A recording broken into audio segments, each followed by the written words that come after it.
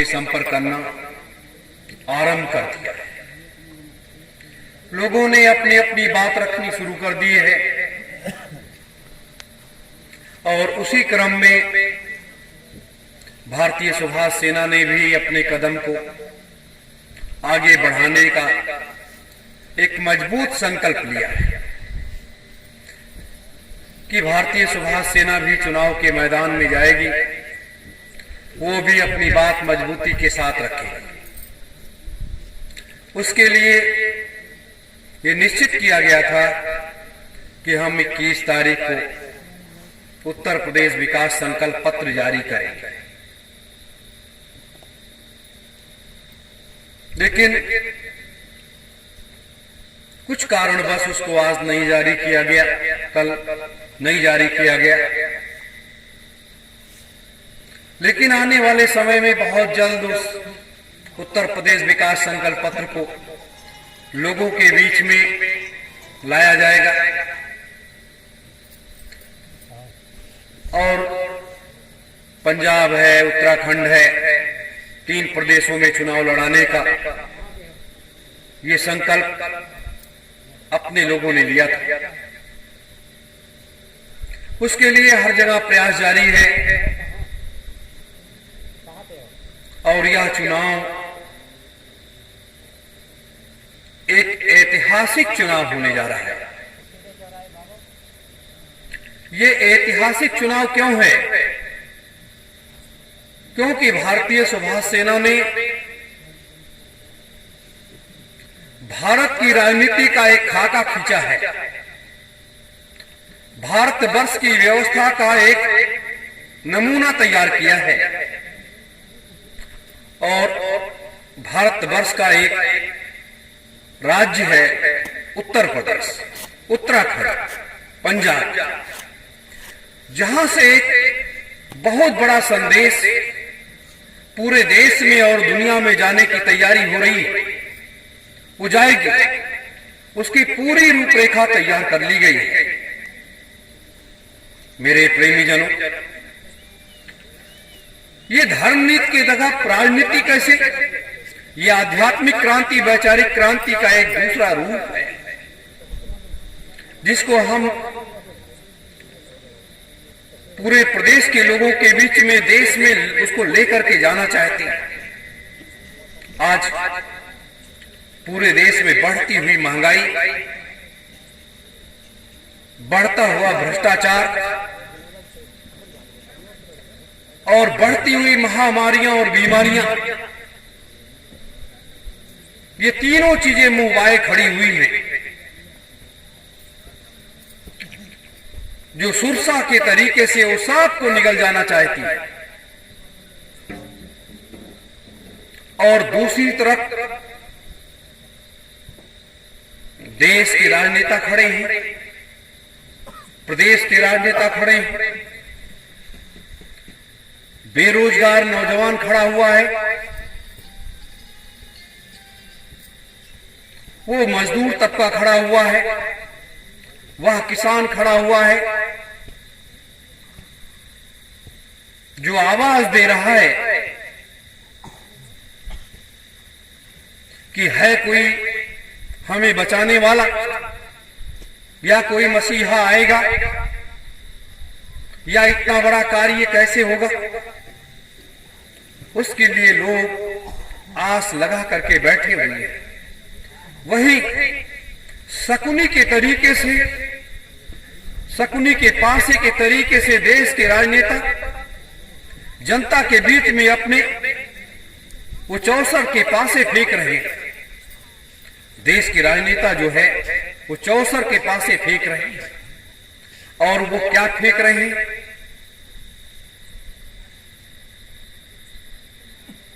कहीं जातिवाद की बात होती है, कहीं धर्म की बात होती है, और कहीं सबको अलग अलग बांटने की बात होती है। ये चौसर है, ये जुआ है जो हमारे देश के राजनेता खेल रहे हैं। ये कह रहे हैं कि आप सामान्य वर्ग के हो, आप दलित वर्ग के हो, आप पिछड़े वर्ग के हो, आप जनजाति के हो, इस तरीके से कई भागों में देश के लोगों को बांट करके रखा हुआ है।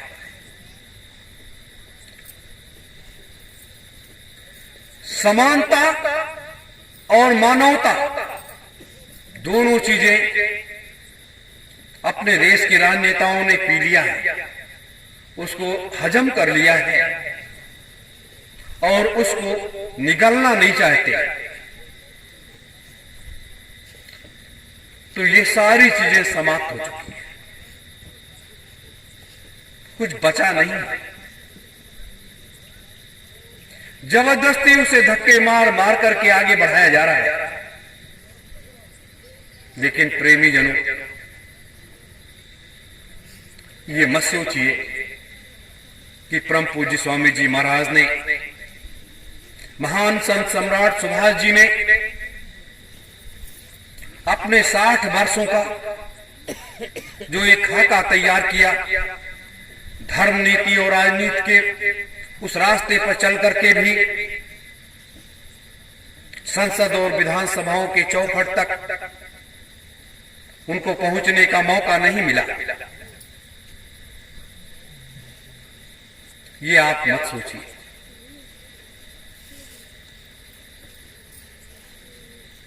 उन्होंने उसके लिए प्रयास नहीं किया, उन्होंने आवाज तो दिया, लेकिन उस आवाज पर चलने का एक निर्देश नहीं दिया, आदेश नहीं। अगर उस समय उनका आदेश मिल गया होता तो आज हम आप इस सतयुग तीर्थ की पावन धरा पर बैठने का कोई आवश्यकता ही नहीं थी। 88,000 ऋषियों के संकल्प अधूरे रह जाते, महात्माओं का कार्य अधूरा रह जाता, मृतलोक की ये जो काल माया का देश का संरचना है वो अधूरा रह जाता, वो सारे खेल तमाशे बंद हो जाते। अब भारतीय सुभाष सेना ने जो आवाज लगाना शुरू किया है वो उस पद चिन्हों पर, उस रास्ते पर, उस मार्ग पर चाहे जितनी मुसीबतें आ जाएं, चाहे जितनी परेशानियां आ जाएं, चाहे जितनी तकलीफें आ जाएं, लेकिन उस रास्ते को हम लोग छोड़ने वाले नहीं कि उसे छोड़ करके चले जाएंगे। नहीं, हर मुसीबतों का, हर परेशानियों का, हर तकलीफों का मुकाबला करेंगे और उसको कामयाबी में बदल देंगे। ये दिखा देंगे संसार को कि देखो हमारी आवाज में दम थी, हमारे पास वो ताकत और क्षमता थी कि जिसके बल से हमने ये लड़ाई को जीत लिया है। कौन सी लड़ाई? लड़ाई वो है जो आपके उत्तर प्रदेश विकास संकल्प पत्र में है। वो लड़ाई है, वो आवाज है, वो आपकी ताकत है, वो आपको लोगों के बीच में बैठने का एक स्थान दे रही है। जो हिंदुस्तान के जितनी भी राजनीतिक पार्टियां हैं वो चुनाव में आएंगी, लेकिन उनके लिए एक सबक है, उनके लिए एक सबक है कि हम इस प्रदेश को कैसे स्वर्ग बनाना चाहते हैं। आप शराब पिला करके लोगों की चल अचल संपत्ति को लूट करके आप अपने खजाने को भरकर उसे विदेशी बैंकों में जमा करना चाहते हैं। आप जीव जंतुओं को, पशु पक्षियों को मारकर उनके मांस का व्यापार करते हैं और व्यापार करने के बाद वो धन इकट्ठा करके विदेशी बैंकों के खजानों में भरते हैं। लेकिन हम ऐसा नहीं करेंगे। हम शराब के घोर विरोधी हैं, नशे के घोर विरोधी हैं। हम शराब और मांस का व्यापार प्रदेश में नहीं चलने देंगे या देश में नहीं चलने देंगे। ऐसे आपके पास वो मुद्दे, क्योंकि सनातन संस्कृति यह नहीं कहती है, एक महात्मा का यह कर्तव्य नहीं है। आज आप इस मंच पर बैठे हैं, सतयुग तीर्थ की पावन धरा पर बैठे हैं और ये बात कर रहे हैं और महात्माओं का सानिध्य और आशीर्वाद प्राप्त कर कल आप सत्ता की उस सीढ़ी पर बैठ जाए और जब सत्ता की उस सीढ़ी पर बैठ जाए और बैठ जाने के बाद आप देश में या प्रदेश में चल रहे बूचड़खाने को चलने दें, जीव जंतुओं को कटने दें, शराब की फैक्ट्रियों को चलने दें, शराब बनने दें और शराब का व्यापार करें। आप देश और जनता का धन लूट करके अपने खजानों को भरें और लोगों के घर परिवार बर्बाद होते रहे, तो वो राजा निकम्मा, वो राजा पापी है, वो राजा हत्यारा है। उसके ऊपर पता नहीं कितना पाप लग जाता है। ऐसा करने वाले राजा को 84 लाख योनियों से गुजरना पड़ता है, तब कहीं उसे मुक्ति का कहीं मार्ग, एक छोटा सा रास्ता दिखाई देता है। तो यह सारी चीजें हम लेकर के जाने वाले हैं जनता के बीच में। हमारा युग परिवर्तन, सतयुग स्थापना महायज्ञ एक केंद्र बिंदु है, एक लक्ष्य है, एक उद्देश्य है, एक संकल्प है। हम उसको, वो हमारा सबसे बड़ा टारगेट है और उस कार्य को हमें पूर्ण करना है। लेकिन आज भारत की राजनीति में इसलिए जाना पड़ रहा है कि इस मृतलोक का प्राणी या भारतवर्ष की आम जनता निष्ठुर और निष्प्राण हो चुकी है। ये निष्ठुर भी है और निष्प्राण भी है। इसको जगाने के लिए, इसके अंदर चेतना पैदा करने के लिए कि जागो, उठो, आगे बढ़ो। क्यों सो रहे हो? क्यों अपने को इस तरीके से बर्बाद किए हुए बैठे हो? तो इसलिए इसका एक माध्यम लेकर के हम जगाने के लिए लोगों को निकल रहे। इस राजनीति के इस मैदान में, कुरुक्षेत्र के इस मैदान में अपने लोग कूद रहे हैं। मेरे प्रेमी जनों, अगर मैं कूद रहा हूं उस आग में, इस राजनीति में, तो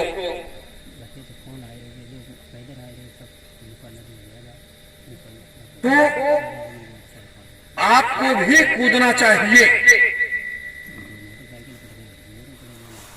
आपको कूदना चाहिए, क्योंकि अगर आप नहीं कूदोगे तो कौन कूदेगा? एक समय की बात है, स्वामी विवेकानंद बड़ी मुश्किल से अमेरिका गए। वहां हिंदू धर्म का एक बहुत बड़ा सम्मेलन था। तो उस समय उनके पास तो पैसे थे नहीं और वो नवयुवक सन्यासी थे।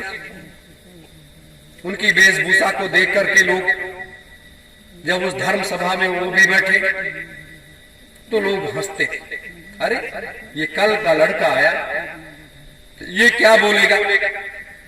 तो उनको दिया गया 0 पर बोलने के लिए और सबको आधे घंटे, 1 घंटे सबका नंबर लगता था। वहां पूरी दुनिया के लोग, सभी धर्मों के लोग उसमें इकट्ठा हुए। शिकागो का वो धर्म सम्मेलन आज भी विवेकानंद को यादगार बनाए हुए है।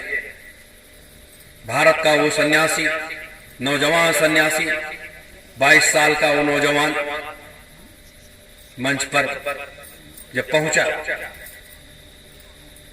और 0 पर उसने बोलना शुरू किया, 5 मिनट के अंदर उन्होंने 0 के उस अर्थ को समझा दिया और चुप हो गए।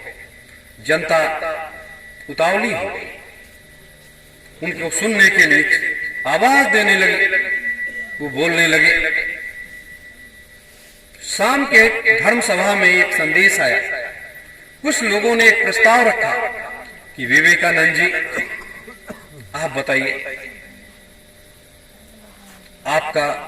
आपके देश में तो कृष्ण और राधा का जो प्रेम है वो एक ऐसा प्रेम है जिसके बारे में तरह तरह की भ्रांतियां हैं, तरह तरह के विचार हैं, और आप उनको भगवान के रूप में पूछते हैं। वो भगवान कैसे हो सकते हैं? तो विवेकानंद जी ने इस बात को सुन करके और कहा कि इसका जवाब मैं कल आप लोगों को दूंगा। तो विवेकानंद जी ने जब कल दूसरे दिन सुबह वो फिर पहुंचे बोलने के लिए उस धर्म सभा में, तो मंच पर खड़े होने के बाद मंच से कूद पड़े और दौड़ने लगे। सारे लोग उनके पीछे पीछे दौड़ने लगे। 2-4 किलोमीटर दौड़ गए, फिर वापस आए, फिर लोग पीछे पीछे चले आए उनके, और फिर मंच पर जाकर के खड़े हुए। उन्होंने कहा कि कल के प्रश्न का उत्तर आपको मिल गया। कहा जिस तरीके से आप लोग मेरे पीछे दौड़ पड़े हो, उसी तरीके से हमारे भगवान कृष्ण के पीछे लोग दौड़ते थे, क्योंकि उनके प्रति लोगों की अटूट आस्था थी, अटूट श्रद्धा थी, अटूट भक्ति थी। और जिस भक्ति के कारण आप मेरे पीछे दौड़े, वही उस समय का वो समय था, और लोग उनके पीछे पीछे दौड़ते थे, उनसे कुछ सीखना चाहते थे, कुछ जानना चाहते थे। मेरे प्रेमीजनों, इस रात्रि की वेला में हम आप बैठे हैं। बहुत से अपने प्रेमीजन, गुरु भाई बहन लोग घर चले गए, आप नहीं गए, आप बैठे हैं पुनः इस सतयुग तीर्थ की इस पावन धरा पर बैठे हैं। तो जब सतयुग तीर्थ की इस पावन धरा पर आप बैठे हैं, तो आपको इस समय भी कुछ मिल रहा है सुनने के लिए।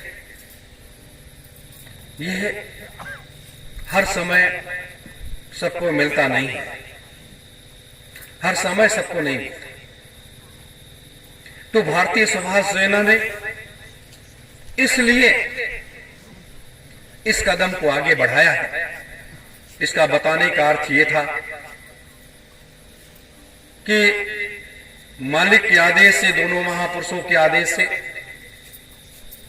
हम लोग इतने सालों की मंजिल को, इस रास्ते को तय किया, और तय करने के बाद आप लोग हमारी आवाज में आवाज, दीदी माँ के आवाज में आवाज, कदम से कदम मिला रहे हैं, और सब लोग मिलकर के एक संकल्प लेकर के कि इस कार्य को हम पूरा करेंगे।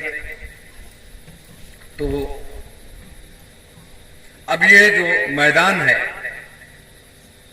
ये जो एक नया कुरुक्षेत्र तैयार हो रहा है, राजनीतिक कुरुक्षेत्र, उत्तर प्रदेश विकास संकल्प पत्र 2022 का, भारतीय सुभाष सेना का जो है, तो उसमें भी हमें भाग लेना चाहिए। हमें भाग लेना चाहिए,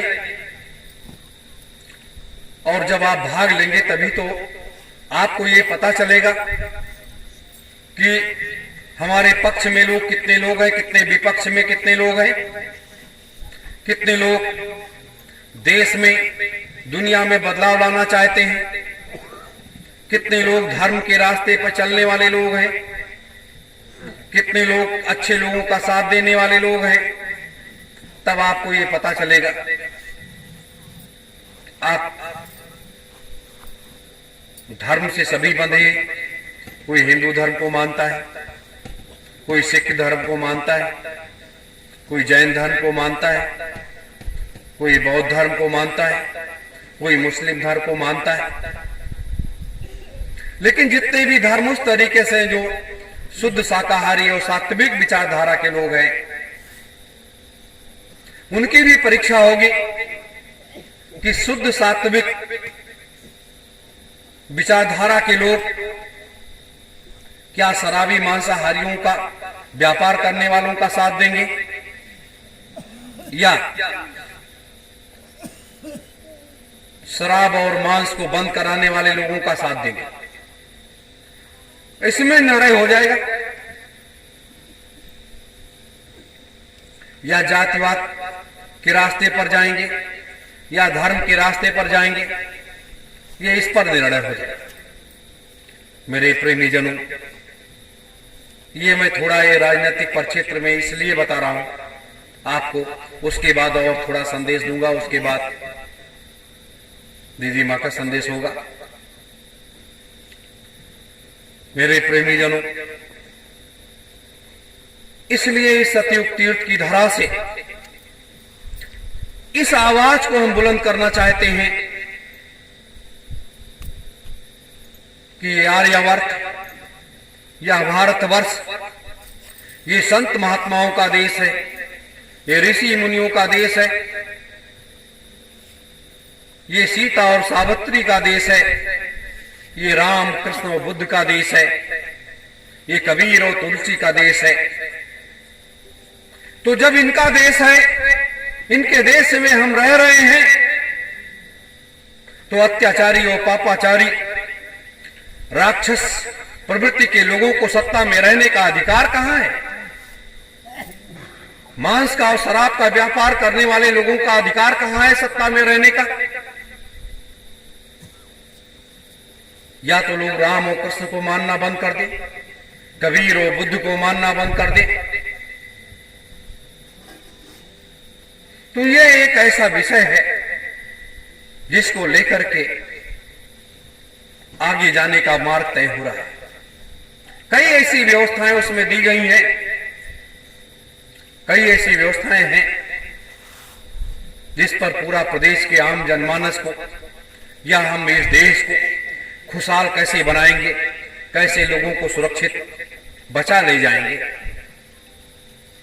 कोई भी नहीं चाहता कि धन और जन की हानि। स्वामी जी महाराज ने तो कहा कि भैया आप लोगों ने मेरी बात ये नहीं मानी तो 10-10, 20-20 कोस पर दीपक जलेंगे। तो आज भी एक प्रयास है कि इस मृतलोक में 10-10, 20-20 कोस पर दीपक न जले, धन और जन की हानि न होने पाए और एक व्यवस्थित व्यवस्था के तहत लोगों को बचा लिया जाए और लोगों को सुरक्षित रखा जाए। इसके बारे में जितना राष्ट्रीय चिंतन भारतीय सुभाष सेना करती है, सतयुग तीर्थ के लोग करते हैं, उतना हिंदुस्तान में कोई भी धर्म के लोग या कोई भी राजनीतिक